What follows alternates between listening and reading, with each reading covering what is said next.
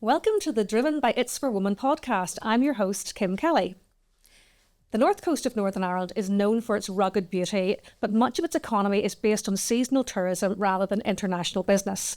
But today on the Driven by its4women podcast, we're talking to a young businesswoman who has bucked that trend and is currently building a thriving global company from her hub on the Causeway Coast.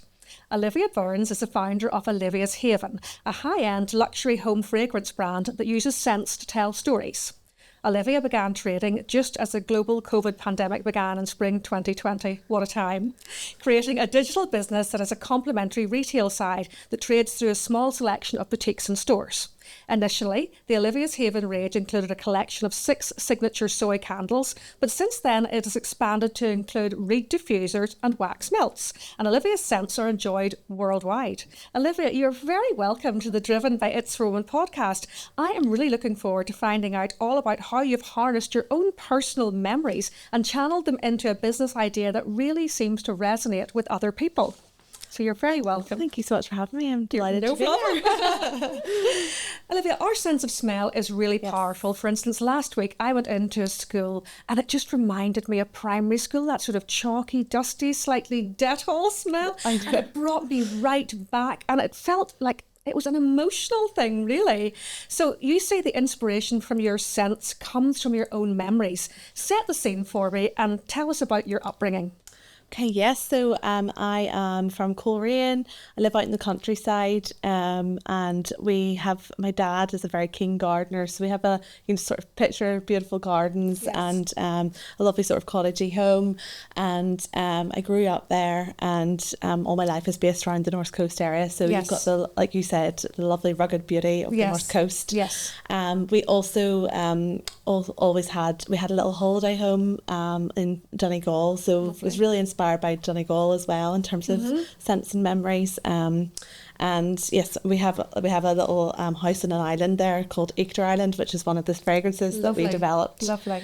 So yeah, always inspired by the things around me, but also not just places, but also people and certain things as well. So all of our scents have a really personal story behind them, and are also illustrated to match that story. Would I be right in saying that you had a very happy childhood? Very happy, yes. yeah. I'm sort of getting that vibe, and even Very from idyllic. the look of your things, I mean, they're very bright, they're colourful, and it's really lovely that you've chosen to share that very happy childhood, because obviously a lot of people don't come from happy backgrounds, and it's lovely that you're able to share that, and able to share that, just that feeling. It's really, it's sort of like a vibe, I guess. That's what the young people would call it. It's a vibe. It's a vibe. Absolutely. No, very happy, and I suppose very idyllic, and you always look back on your child. Well, I with rose tinted glasses, lucky, don't too, but and I know that's not the same for everybody, but very, very feel very privileged to have the upbringing that I had. Yes, and that really comes through in your product range. So let's talk about the product range. You started, was it 6 smells you had? Yes. So tell us about these smells and what inspired them.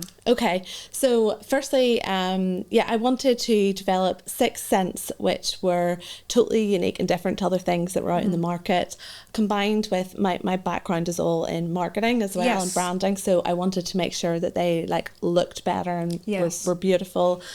So combining those 2 elements, I started to develop 6 scents that were inspired by my own memories. For example, one of my first ones that I did was, it was called To April, and that was in memory of my granny Avril, who was born in April. So it was all focusing on beautiful florals, some springtime florals and cherry blossom fragrances, and very feminine packaging to match along with that. Easter Island was one of the other ones that we did, so lovely, fresh and clean.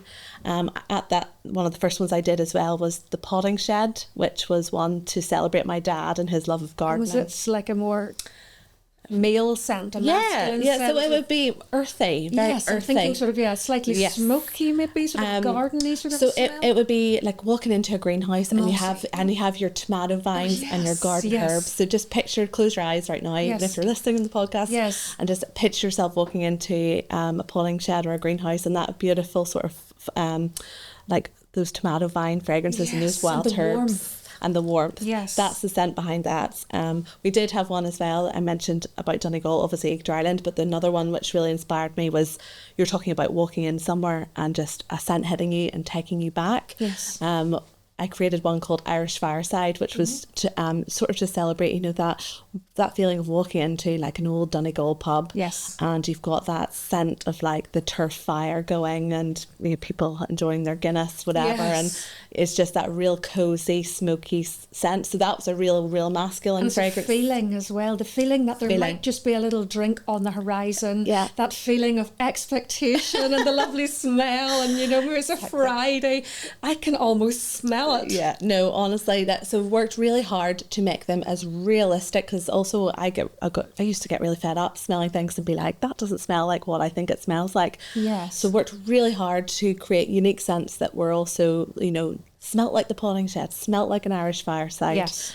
So that when people smelt it, they were like, oh my goodness, that's exactly it.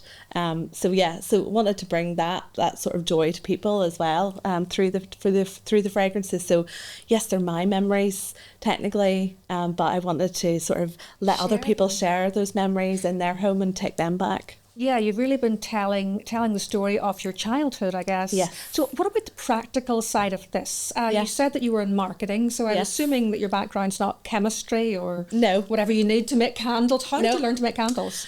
So through a lot of like YouTube videos initially. Right, okay. And just teaching myself, educating myself online, and that then I wanted to make sure so that I learned how to make the perfect candle. I spent about 2 years trying to make the perfect candle. Right, okay. Yeah, so I didn't just time commitment. Yes. Yeah, but I was tinkering away at it as I was working, you know, in marketing, and so I just genuinely just loved it as sort of a hobby, and I wasn't necessarily sure it would lead to a business at the time, but I just wanted to make the perfect candle, the perfect fragrance range, I suppose it just sort of develop from there. And then now today I would work with, to make sure we always have unique scents, I work with like a fragrance house in Switzerland who are the chemists, and they develop all the scents, and we go back and forth on fragrances, and you know, I come up with the brief and what it's supposed to smell like. They would send me samples and I would go back and forth with them, like more like this, more like that, bit more of this, so that it's completely unique each time. But this is something you've had to kind of feel your way through. Oh yeah, this, because so you it's just grown started to that. like It's grown. Yeah, to you that. just started like all of us going, I fancy making a candle. Yeah. How do you make a candle? Yeah, yeah. And it sort of went like from everybody there. starts anything. Yeah, Yes. exactly. With Google. Yeah, well, I think you're underestimating yourself a bit, because with most things, there's a certain amount of training. You can go to college and learn. Yeah. But obviously, this is something you can't learn. This is something that you have to just learn yourself. Yeah, you do have to teach yourself, and then, but one big element of it, yes, the product had to be perfect, but one thing I was so strong on was just the branding and the marketing and making it really because special. Of your background. Yeah, so that was something that really excited me. You know, get the fragrances right, but make the product really unique, really joyful, just like the ultimate perfect gift. Because I would go into the likes of Tesco or whatever and see another vanilla candle, and I was just like, oh, it's so boring. Well, there's so many candles. I mean, you can go anywhere. As you say, you can walk into any supermarket and there's candles sitting there. Yeah, and they're perfectly nice, but there's nothing. It's a very crowded market. It is, and that was one thing. So that was almost like a challenge to me, because I loved that. I was really keen to stand out with the branding. So like, I started with a plain piece of paper in terms of what it was going to look like, and I really worked hard to make sure that it was not like anything else. Like, it would give me like, I would hate the idea of it, somebody to say, oh, that looks just like that brand. Yes. I've never had anybody ever say that to me, because it started completely from scratch and I've developed it completely uniquely. So from just my brain. So did the branding come before you actually maybe launched as a company? Was that all in place? Oh, all in place. So everything. You got everything in place first? Oh, yeah. Really important to me. And like the look of it and the consistency. You didn't just do like a soft launch and start? No, you had the whole thing right? No. I knew what it was going to be. And the only thing that really changed then on every box, for example, or on the branding, would be the illustration and then the story. But you have that consistency of our beautiful coral, Olivia's Haven pink, that wrapped. I'm not sure whether you can see this. We'll take a little look. I'll just push this back. Yeah. We'll take a little look at. There's some different fragrances there. We just have some of the newer ones. I'll just do a little bit. This is our new one, Greek actually. Odyssey. Greek Odyssey. Yes. So I'm going to smell this. So see if there's some. Reminds me of visiting the Greek islands whenever I was a youngster. So this is Sunshine Fresh. So it's like sage. It smells like sunshine. Bergamot. And sage. Yeah. Yes, and there's ocean and like this scent. Like there's watery notes in there as well. And the lovely pink and patchouli with the floral. That's beautiful. Yes. So the scene is all hand illustrated there, and that was to celebrate my husband's and my honeymoon to the Greek islands. Sounds lovely. It So- smells like sitting out on a terrace. You know, whenever you have your wine, again, I'm sounding like I'm obsessed with wine, but anyway, and you're sitting and you've got the crisps and the olives. Yeah, and perfect. that warmth you feel that you never feel here, and it's just Yes. sort of a vibe. I Yeah. love it. Oh, absolutely. And then you've got the likes of the wedding, which was one of the first scents I created. So this is one of the ones I created All before an event. So all Yes. coral pink. Yeah, all that's coral pink. consistent in terms of branding. Yes. And then it's just the illustrations And that'll who change. does these? Who does the illustrations? We work with different illustrators Lovely. for all the different I don't know whether you can designs. see. I don't know whether you can see that.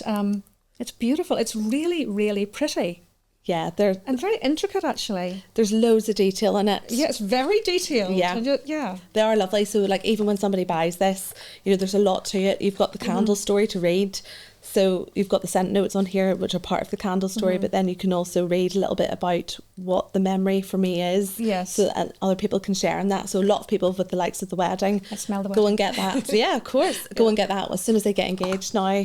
Yes. Or for their wedding day, or have them as wedding favours on their wedding day. Now that's. It's You know like- what that smells like? What A does it wedding smell? shop. You know, whenever you go, you know, whenever you go into the wedding shop and it's all very pristine and Yeah. white, and you stand on that little white plinth, Yes. feeling a little bit uncomfortable.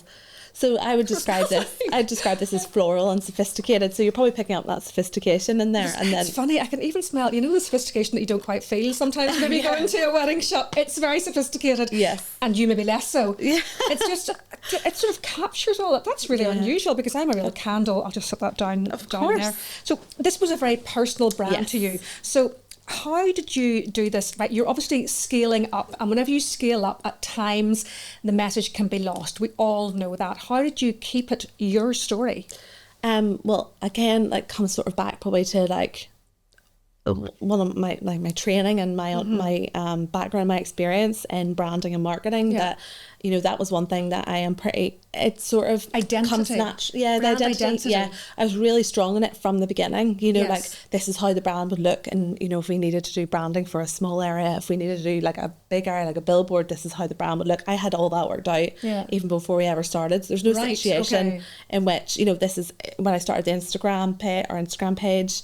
You know, this is how it is all going to look, you know, forever, for consistency. So like kept it really, really, really strong from the start. So as we've evolved and scaled and brought in, you know, we started with obviously just the 6 candles, Yes. but then you've introduced new products like a reed diffuser. So Yes. how that looks, you know, your Greek Odyssey reed diffuser versus your candle versus your room spray versus your wax melt, and how Yes. that looks consistent for, you know, that scent. Yes. That was all worked out prior to, like I sort of know it as well, how to Yes. develop that instinctively a wee You bit. seem to know that instinctively, and you seem to have a very clear sense of identity, not only for your brand, but for you as well. And I think that's something that people struggle with, because they talk about this on Instagram. The successful Instagram people are people who know exactly who and what they are.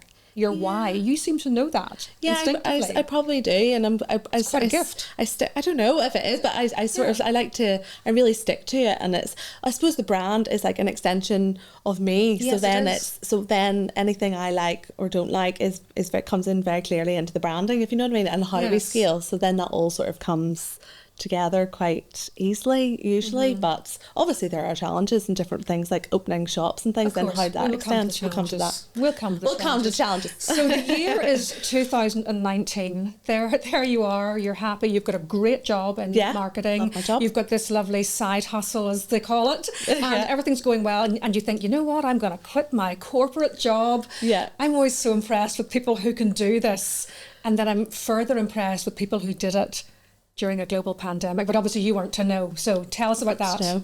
So it was all actually very like serendipitous or something. So it was all worked out just perfectly for me in terms of that. So I had been working, I mentioned 2 years working on candles and things behind the scenes. Yes. I was obviously working in marketing and PR at that time in Belfast. But every night and every weekend, I started this and I just couldn't stop, and I was just developing and working on it all the time. And then my 30th birthday came around in January 2020, and I was like, this is it. I just need to tell the world that I'm actually going to do this, because I'm at that point where I've actually developed a range. I've actually got, I need to actually start talking about it now for myself. So I literally just had a big glug of champagne. and I was like, happy birthday to me. And I just put out my first Instagram post and started the page. And I was just like, that's it, I have to do it. I had it written on my goals that by my 30th birthday, I'd have like... And what date was your 30th birthday? 11th of January 2020. Right, so so you're doing this, but on the radio, it's COVID-19, or no, March. It wasn't even called COVID-19. Yeah. January, they were talking about it in a kind of, this is something going on in China and Italy. This is something that, this is something that's happening over there. Over there. And they didn't call it COVID-19, they had another one, coronavirus. Yes. That's what they called it. Coronavirus. So in the background, every time you switched on, it was coronavirus. And you were like... Well, like everything, you don't think it'll ever impact you, or like how bad will that be here? Because every day it was in the headlines more and more. So you'd given your notice at work, clearly. So actually, what happened was I was developing everything, and it was actually in the 19th of February 2020. Our whole marketing team were made redundant. Brilliant. So that's good. You got the push. Were you? And this is what I mean. It was all happened. Were you just told on the 19th of February? Well, we were told that it was probably going to happen, whatever, and then we were told you basically have it was voluntary redundancy, or you could apply for this other job. Payout. You got payout. You could pay out. Yes, great. So that's a bit of a cushion. So we got a 3-month payout, which I thought, when does this ever happen? When you want to start a business and suddenly I've just been given a 3-month payout, and I was like, there's a job that I didn't really want to do, and they're letting me go, and they're paying me. So it was honestly, timing was amazing. Amazing.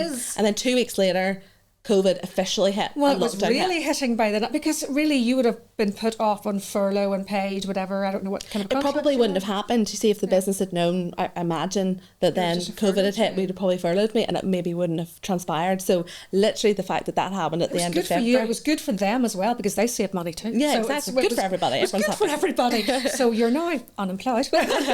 Unemployed, but then I had in my head 3 months, and COVID's hit. So I'm going to give myself 3 months. Plus I was thinking in my head, I might get a part-time job or something if this goes okay in the summer. But I was sort of thinking along those lines. It'll be fine. I'll work this out. Yes. So what happened next? So things just, I had everything ready. I pushed, like that day I left the office, I put my website live, and because I'd been already talking on social media about it, I had orders come in that day. Many? So not many, but like a handful. A handful that you were able to pack yourself. I was able to pack myself and put them out, and nothing gave me you were feeling joy. You were using those. You were feeling that girl boss vibe. I was like, this is amazing. This has all happened. Look at me. Yeah, I was like, this is amazing. I've got 5 orders to pack. Fantastic.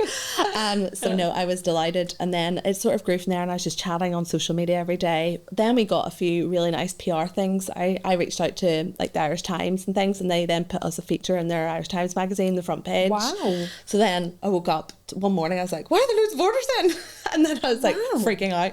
And then I realised... Was that through your contacts, or was that just through luck? No, I just went on Twitter and tweeted the journalist who wrote in there. I read all the magazines and and I was just messaged her, and she said, yeah, perfect, send me some product. But it probably won't be for a while. You have to be proactive. I really like this. You're being proactive here. You're tweeting strangers.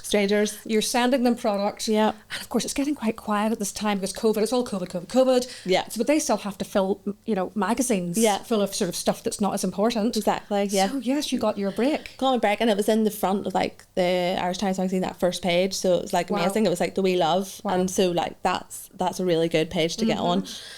So yeah, that happened. And then things like then things happened because COVID had hit. Yeah. There was a lot of push on supporting business and small business. And to our RTE, 2FM, they were doing a business section, so I called up. They were like, any small businesses want a feature. So I was I was driving in the car, heard that on the radio. Pull over. I literally emailed, and they're like, great, can you come on tomorrow? Did an interview on there, and got orders again from that. Got loads of follows, stuff like that happened. So things just escalated, and then we were getting more and more PR. Things were growing, and then I got to the point where I got one order. The changing point for me was I got one order in for 2,000 candles. So then I was like, were you able to freaking out? I was like, well, I said yes, and then was like, I'll worry about this later. And then, do you know, I've heard this on this podcast. I have heard this expression so many times. Yeah, I just said yes, and then I kind of worked it out. I love that. Yeah, well, I knew I could do it. It was a time thing. Did you have the product there? It wasn't. So they ordered in the summer, and it was for a November. Right. So you've got time. So I knew I had time. So I was like, I can work this out. This is fine. Mm-hmm. But at this point, then I was like, maybe I might need somebody else, because I also knew that like Christmas was a key period, that autumn, December period. So I then got a girl, Joanne, who's still with us today, to come in. She had another job. She came in sort of evenings and weekends at that stage to help me, and we completed the order and all of that. So that was really good. So proud. Yeah, no, I was very proud. So that was a real changing point. And then we were just getting loads of little nice bits of PR, because we were new, so people were happy to sort of feature us. And it was a good story too. It was a good story. Yeah, it was a happy story. Yeah, so that was sort of the first year, and it was and then we did like a little pop up at Christmas time in Korean and stuff as well. And then we did that for like 10 days, and then that did better than I anticipated as well. So that was really good. It was a strange time though. People were dying to spend money. Yeah, and they weren't allowed to. They weren't allowed to, but then the great thing about us, is the business as well, as time was, we were sending products, so people, I would write a handwritten note in every single order, and people loved that, because they would, and the personal meaning behind the candles, I think, played into this, because then people were able to be like thinking of you at this time and how you love your beautiful garden, and, you know, sending the polling shed candle, and, you know, it was all really linked in, and it just felt like a real special gift for people to a nice way for people to communicate with something beautiful in the post. So your channels at the time were PR through like magazines and things like that. You did a lot of Instagram, Twitter. No, I didn't do Twitter. I just to reach out. Okay, that was just to reach out. I think I saw a billboard at one stage. I was down the North Coast and I saw a billboard, and I remember thinking, who is this girl? Yeah. Who is this Olivia's Haven? Yeah, we did that. It sort of crossed my mind. I think, she. Yeah, we did that. That was the next year, the next Christmas, we did a big like a billboard campaign here and in Belfast. Yes.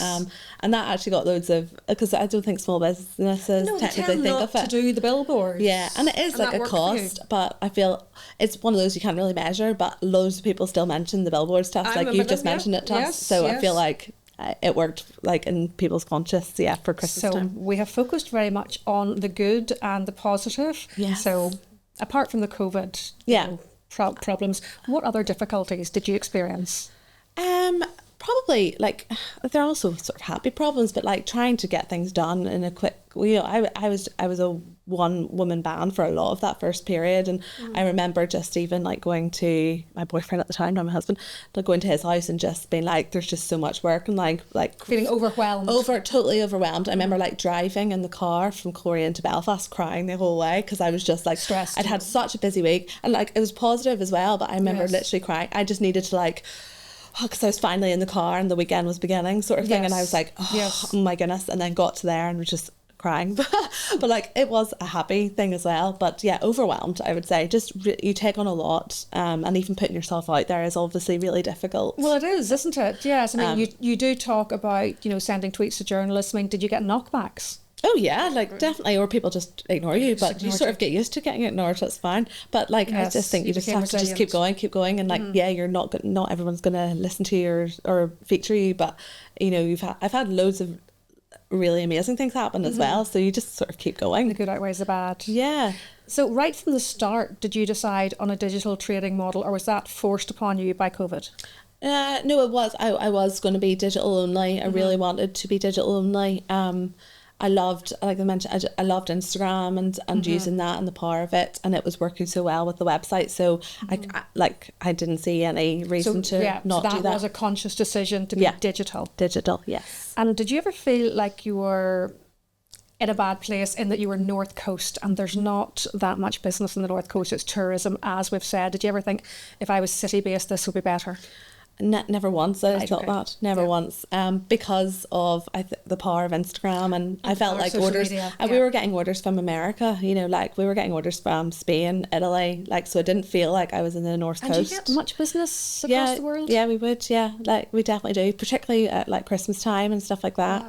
And would it be from expats, like Irish expats, or just... Yeah, a mix, or like people who've moved, definitely people who've moved out there and stuff like that. Yeah, but we do. So it never felt like that. And even just like the likes of England, and then because of the Irish Times feature, we were getting then regular customers, who had bought at that feature, but were constantly buying as well. Yes. So no, there was no feeling like this is just a little North Coast thing and I'm not getting anywhere or reaching people. No, you didn't get that feeling. I suppose it doesn't really matter in this sort of global world that we live in now. Yeah, and I suppose like Instagram was amazing in 2020 and 2021. Like it's different now. Like it was incredible then. So from such a bad thing came something really very good for you. Yeah, like I think starting a business now would be harder than starting in COVID time, because like with the power of Instagram, like honestly the views and everything you used to get, those times were unreal. Yes. Yeah. So what kind of mistakes did you make along the way? Did you ever do anything and just think, oh my goodness? I should know. Oh my goodness. Well, I like things, let me think, probably... I've made so many mistakes. It's like I like that. I like somebody who can admit, but I guess you kind of learned from them. Yeah, or like maybe probably taking on to like one of the things, like maybe starting into we did actually start into wholesale at the very, very start. So we did supply a few shops. Yes. And then sort of realizing that that actually didn't work for the brand.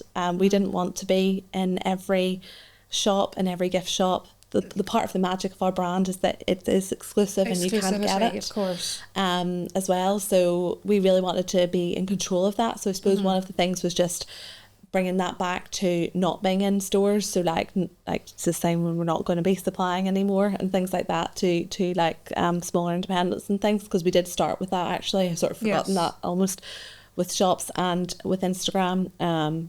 But we were able to pull that back quite quickly, and I'm so glad we did, because I basically, that's part of my thing. Like I really want to be totally in control of the brand. I have this fear of like our product.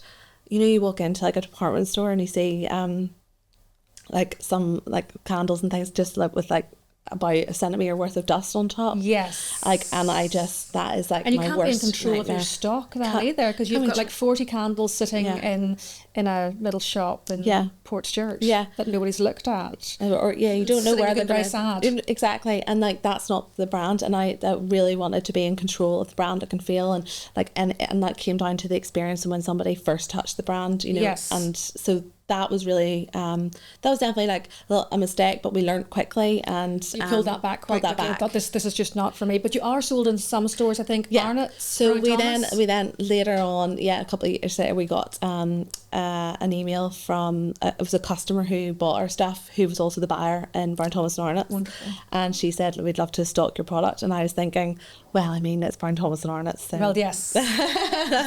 So maybe all this brand. I was very, very like big on my rule of we don't supply sort of thing, but I did let it go for them. So yeah, we do supply into there, which is lovely, and we're on their online store as well. But we keep it really tight, and like they don't have the full range. They have a very few, like small selection sort of thing. And where else do you stock? Nowhere. Right, okay, that's easy. No, on purpose. Like it's you've had pop-up stores. You did have a physical store at one stage in Coleraine. Is that still there? Yes, we have a physical store in Coleraine. Yes, and that's also where we make everything as well in our Coleraine store. So it's kind of you may as well have a store because that's your workshop too. Yeah, right, okay. So exactly, they're all to it. So we've brought them together. We did have a big workshop in Ballymoney. We have left that this year and just moved the workshop all to the back of like our Coleraine shop, and then our Coleraine shop is there. But yeah, now we're also in the process of opening our first Belfast store as well in the next couple of weeks. So the next couple of weeks? Yeah. And can you tell us anything about that? Oh, yeah. Well, tell us everything. We've done a little pop-up a couple of weeks ago, which was amazing. We have so many customers in like the Belfast sort of Newton Hards, Bangor area. Yes. So that give them a chance to come, because Coleraine is still a wee bit like far for them to go and have a little smell. It's quite rural.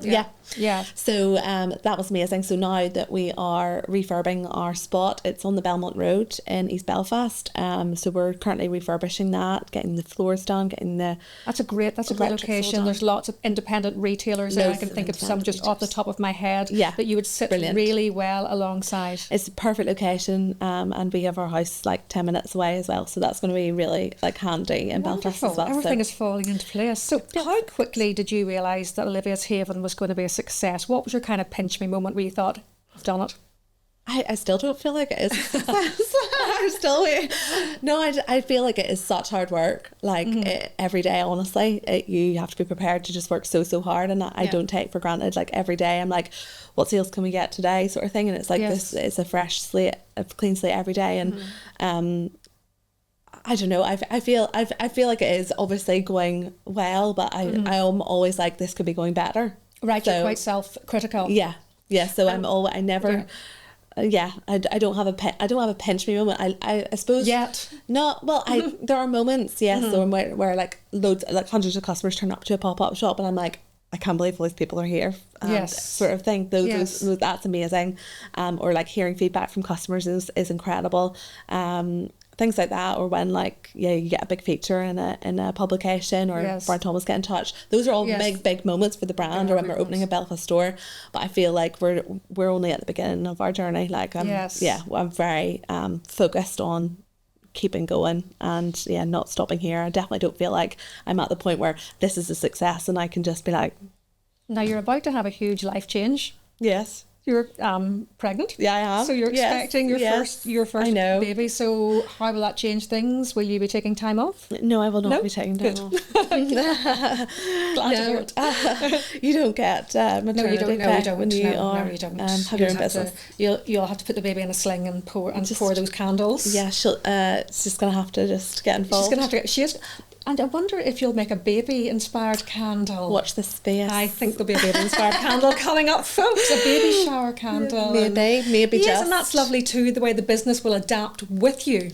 Well, that was the whole point of things as well, because I wanted to, when I first developed things, it was all about memories, and then my idea was to continue to... It's your story, Olivia. Yeah. It's you, and throughout it's your story. my life, and then allow other people to share in that. Because people can relate to aspects of your story, maybe not all of it, but they can relate to bits of it, which is lovely. And it's lovely, for you to open up yourself like that and share your memories with people. It's, your storytelling through... I love candle making, which is I love storytelling. I love the element of storytelling. So, and I think other people can really relate to that. Yeah. So what does the future hold then for Olivia's Haven? Everything. I don't know. Everything, all the things. Yes. I'm in the business with my husband as well. So he's and we have now got an amazing team together, and we're really focused on just growing the business. And actually, bricks and mortar, we've now moved away from just being totally focused on online, and are going for a more omni-channel approach with our bricks and mortar as well as our online. I get the impression that you like the bricks and mortar shop. Love you kind of like the idea of the sort of shopkeeper vibe. You quite like that. Love it, because you get instant feedback from customers. It's worked better than we even imagined it would in Coleraine. So now we're super excited to get into Belfast and maybe London in the next few years. You seem to be a people person, so you obviously enjoy meeting customers. Love it. Yeah, love it. Love meeting customers and love making customers feel really welcome, and I'm just so happy that they're even in our stores. So customer experience is huge for us, and we're able to online you can do bits of that, but I feel like you can really express the customer service element in a store, and we do it, if I do say so, we do it so well. Like all of our team are just, we will make, I feel like everybody's so welcome when they come in the store, and everyone gets a full education, and it's to be a nice experience. It's not just like a boring shop that you walk into. Like it's like a feast for the eyes and the nose and everything. So So imagine there is a woman listening to this today. She's sitting at her desk with her headphones on, bored, thinking I could do something better than this boring day job of mine. And she's got an idea. Yeah. She's got a concept. She knows what she wants to do. Yeah. What do you say to her today? I would say go for it. Like, develop that idea to the point that it's, like, I almost think of what I was like, to the point that you can't hide it anymore. Yes. And you know that you're onto something with it. It's possible, isn't it? Yeah, 100% possible. But one piece of advice I would definitely give is make it stand out, make it different. Don't just, the world has a lot of products and a lot of services out there. Yes, of course. The main thing before you even develop anything is, what is different about this that I'm going to do? How am I going to stand out from the crowd? Because that's going to be the reason that you shine and do get somewhere, because you're going to really struggle if you create a product or a service that is just like everybody else, or particularly if you copy somebody or take inspiration of somebody. I definitely recommend just really developing your own style and your own vibe and your own brand and really sticking to it, and your life will be so much easier when you And that's something launch. that you very much have done, because this business is you. Olivia's Haven is you. Yeah. So it can't be anybody else's. It can only be yours. Yeah, exactly. And the future's looking really bright for you, which Well, I I hope absolutely love. So how can we get in touch with you? How can we look at your products? So we have our website, so oliviashaven.co.uk. You can give us a Google. Obviously, you can visit us in our Korean store, and you'll be very welcome, and smell the whole range. We are also going to be, if you're more in the Belfast sort of area, if that's more local for you, we're going to be open there from the last weekend in May, so you can start to come in. Come down. It's very close. Very close to me. I'm coming down. That's the plan. So we're going to be open there, so more than welcome there, and obviously on our Instagram page and things like that. What's your Instagram page? Olivia's_Haven. Fantastic. You'll find us. Well, thank you very much. We have learnt so much today, and for any businesswoman out there, you can do it. Well, thank you very much for listening. That's been the Driven by It's4women podcast. Thank you so much to my wonderful guest, Olivia Burns, and we'll see you really soon on the It's4women Driven podcast. Don't forget to leave us a review if you've enjoyed this podcast as much as I have. Thank you.